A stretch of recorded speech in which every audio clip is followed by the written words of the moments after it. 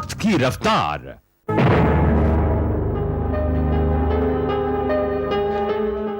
योगेश जी, इसमें फिक्र करने की बात ही क्या है जब हम जैसे दोस्त आपके साथ हैं। डीएम से जिसकी दोस्ती हो जाए उसे इस दुनिया में कोई फिक्र करने की वजह हो ही नहीं सकती। दिवाकर जी, मुझे धीरज बंधाने के लिए मैं आपका आभारी हूं।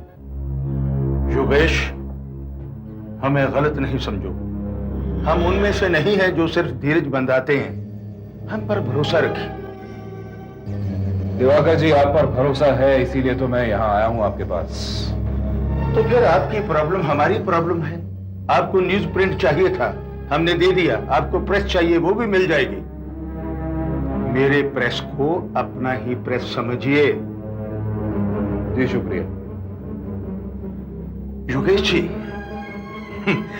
मुझे आपकी एक बात बड़ी अजीब सी लग रही है। कौन सी बात दिवाकर जी? वो डीएम साहब का जो दोस्त बन जाए वो तो उनके दरबार में बार बार हाजिरी लगाते हैं। डीएम साहब बहुत बड़े आदमी हैं। जी हाँ, जानता हूं मैं। तो फिर आप उनसे दोबारा मिले तक नहीं?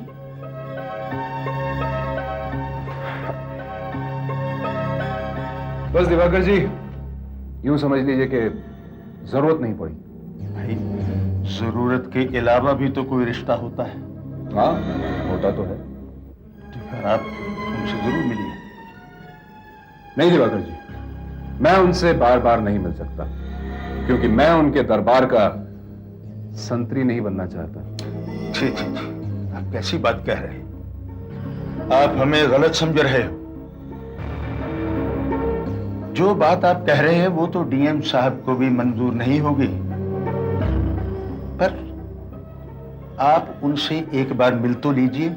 मेरे लिए आपकी मदद करना आसान हो जाएगा। क्या सोच रहे हैं?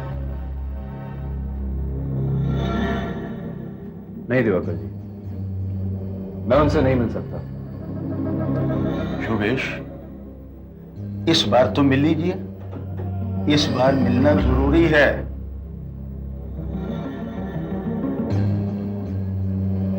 ठीक है, तो इसी शाम मिल लीजिए, मैं फोन कर दूंगा। आपको कोई अपॉइंटमेंट लेने की जरूरत नहीं। हाँ हाँ हाँ, अरे लेकिन उसकी कोई जरूरत नहीं। एयरपोर्ट पर कल सत्यनारायण जी को लेने के लिए डीएम साहब खुद जा रहे हैं। हाँ, देखो तुम सिर्फ इतना करो कि कार्यकर्ताओं की ज्यादा से ज्यादा भीड़ इकट्ठी करो। कल की सभा कमाल की होनी चाहिए। हाँ, ओके। हुजूर, ये सत्यनारायण जी के चमचों की भी कोई कमी नहीं। सुबह से परेशान कर रखा है, फोन पे फोन आ जा रहे हैं हुजूर। तुम मशालचियों की तरह क्यों परेशान हो रहे हो भाई? अब हुजूर देखिए, आपकी परेशानी मेरी भी तो परेशानी है ना। अधिवेशन से पहले सत्यनारायण जी हमारे इस शहर में आकर इतनी बड़ी मीटिंग बुला रहे हैं। मुझे लगता है हुजूर ये बात खतरे से खाली नहीं है।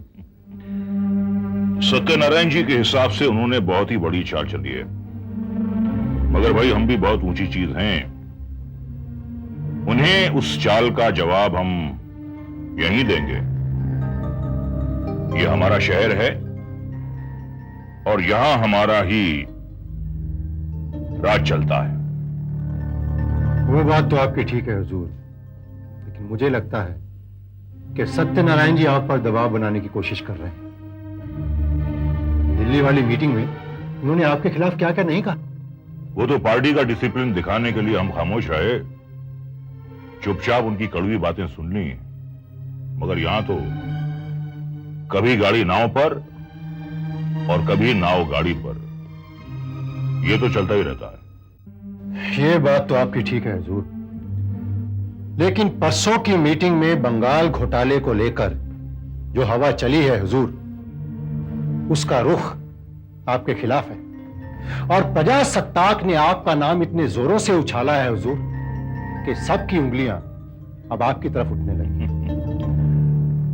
उठती हुई उंगलियों का रुख हमें बदलना आता है।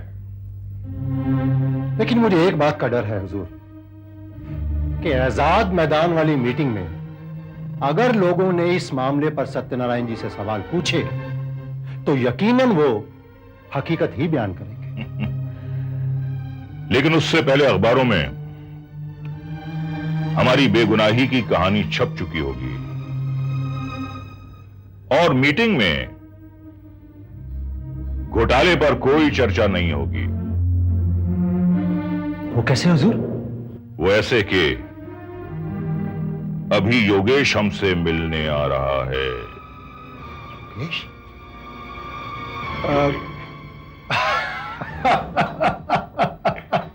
योगेश देश रत्न, मैं समझ गया हुजूर, आपकी चाल को मैं समझ गया हुजूर। क्या बात है आपकी, क्या चालें चलते हैं हुजूर। कमाल का। नमस्कार डीएम साहब। आओ योगेश आओ। भाई हम तुम्हारा इंतजार कर रहे थे। दिवाकर ने हमें फोन करके सब कुछ बता दिया है। भाई हम जिसके साथ हों और वो फिक्रमंद हो, ये तो हमारे लिए शर्म की बात है। अब और फिक्र करके हमें ज्यादा शर्मिंदा मत करो भाई। दिवाकर ने कहा आप मुझसे मिलना चाहते हैं? नहीं योगेश, दिवाकर ने तुमसे यह नहीं कहा, बल्कि दिवाकर ने यह कहा कि तुम डीएम साहब से मिल लो। एक ही तो बात है। नहीं नहीं, बहुत फर्क है, बहुत फर्क है। खैर जाने दो, हमें तुमसे मिलकर बहुत खुशी होती है। हम तो चाहते हैं कि तुमसे बार बार मिलें, देश की तरक्की पर चर्चा करें, नई नई योजनाएं बनाएं, मगर तुम तो हमें मिलते ही नहीं भाई। डीएम साहब, मुझे चर्चा में नहीं बल्कि काम में इंटरेस्ट है। वाह, बहुत खूब, बहुत खूब। आज वाकई इस देश को तुम जैसे काम करने वालों की ही जरूरत है। डीएम साहब, अब कुछ काम की बात करें। बात क्या करनी है भाई, तुम्हारा काम तो हो गया है। दिवाकर ने तुम्हें प्रेस दे दिया है, बस अब हमारे लिए शगुन के तौर पर तुम्हें एक छोटा सा आर्टिकल छापना है, बस। आर्टिकल? कैसा आर्टिकल? भाई हमारी पार्टी का अधिवेशन बहुत करीब आ रहा है। 3 दिन बाद सत्यनारायण जी ने आजाद मैदान में एक बहुत बड़ी मीटिंग रखी है। हम चाहते हैं कि उससे पहले बंगाल तूफान पीड़ित घोटाले का कलंक जो हम पर लगा है वो धुल जाए, और यह काम तुम कर सकते हो। वो कैसे? बड़ी मामूली सी बात है। हमारी सफाई में तुम्हें एक आर्टिकल लिखना है, और जिसमें यह लिखना है कि इस घोटाले से हमारा दूर दूर तक का कोई वास्ता नहीं है। ये कैसे हो सकता है? सब कुछ हो सकता है, करने की इच्छा होनी चाहिए, और यह इच्छा तुम्हें पैदा करनी है।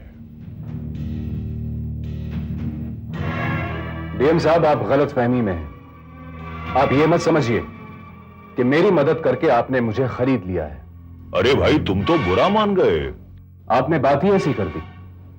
मैं सच्चाई का साथ कभी भी नहीं छोड़ूंगा। योगेश, किसका साथ देना है और किसका साथ छोड़ना है, यह हमारे या तुम्हारे हाथ में नहीं है। यह तो वक्त वक्त की बात होती है। समझदार आदमी वही होता है कि जिस तरफ हवा का रुख हो वो अपनी दिशा उसी तरफ मोड़ ले। अगर इसी तरह सच्चाई का दामन पकड़े रहोगे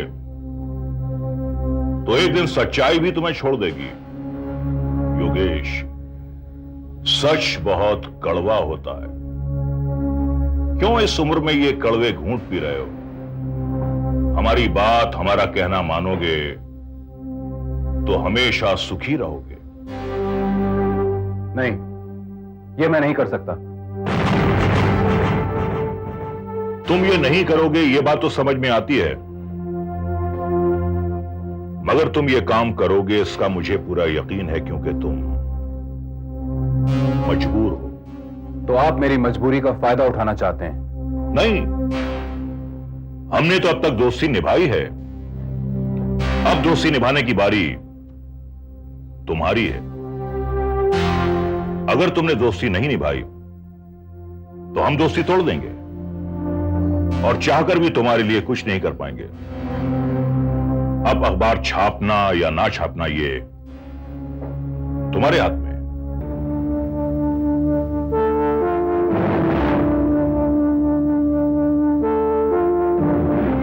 नहीं, मैं ये झूठी खबर नहीं छाप सकता। अरे भाई, कौन कहता है कि ये झूठी खबर है? हा? हमारे पास अपनी बेगुनाही के पूरे सबूत हैं। अब ये मत कहना कि हमारे सबूत भी झूठे हैं। लोगों की जबान बंद करने के लिए वो काफी हैं। हमने तो अपनी चाल चल दी, अब बारी तुम्हारी है। और हां, एक बात याद रखो, अब तो अखबार तभी छपेगा जब उसमें हमारी सफाई, हमारी बेगुनाही का आर्टिकल होगा।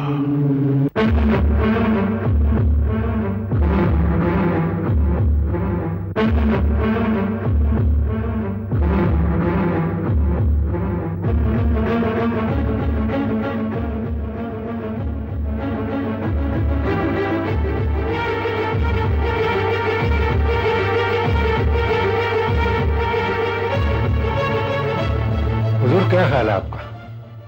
चिड़िया जाल में फंसी या नहीं? चिड़िया 100% फंसी है। योगेश हमारी बेगुनाही का आर्टिकल छापेगा, क्योंकि यहां उसके उसूल का नहीं बल्कि वजूद का सवाल है।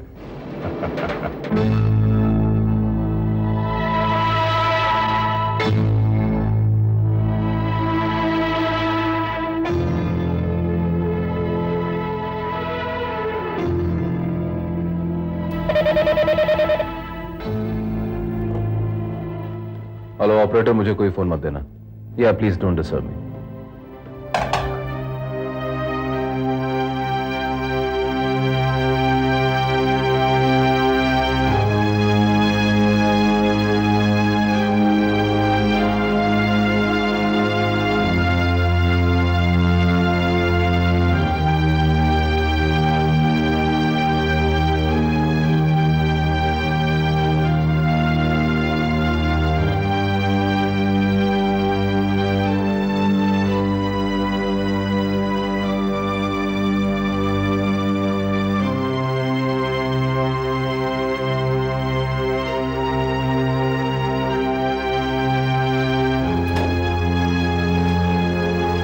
योगेश,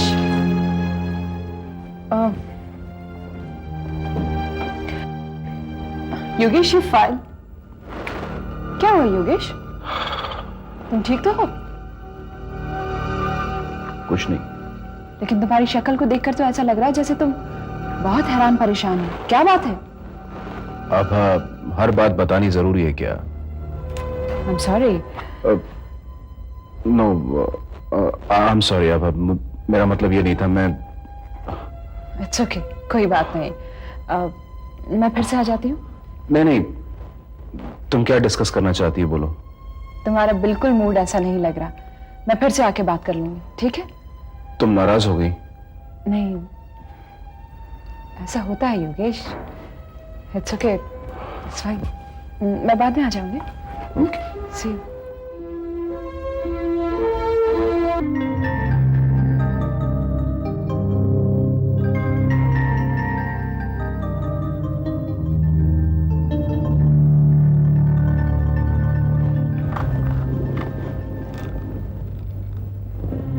हेलो पद्माकर, मेरे कैबिन में आ जाओ।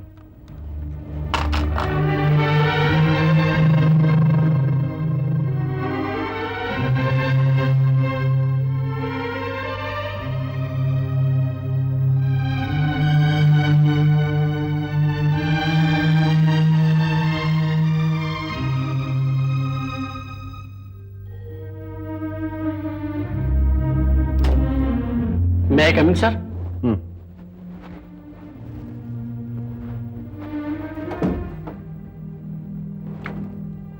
पद्माकर,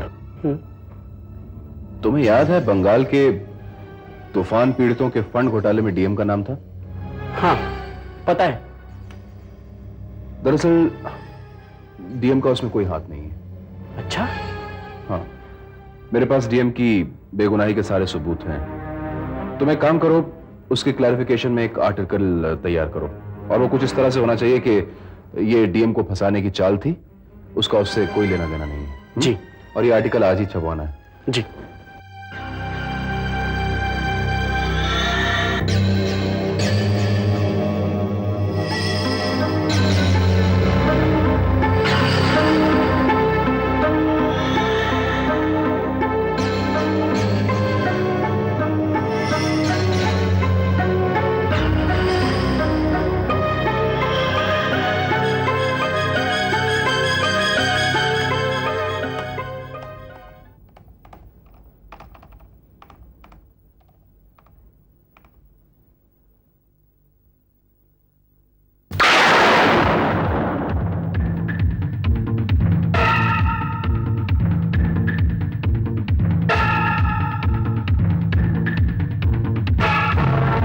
तूफान पीड़ितों के घोटाले में दिव्य मोहन का नाम लेना राजनीतिक साजिश है।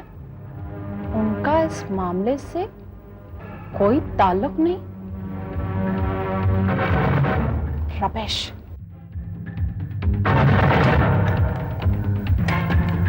पद्माकर, मेरे केबिन में आओ।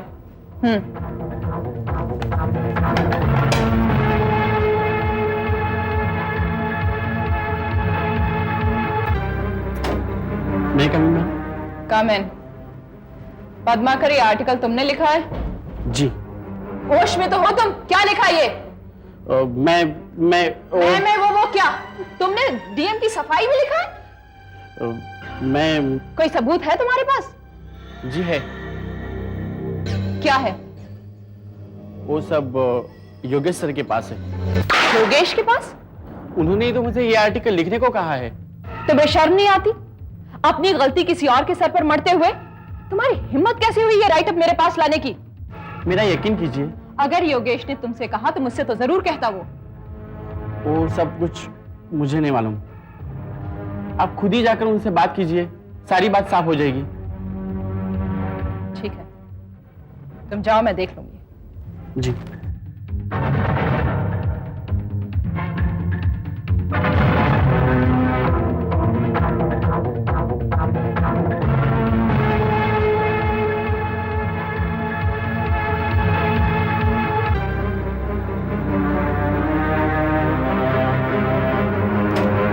योगेश,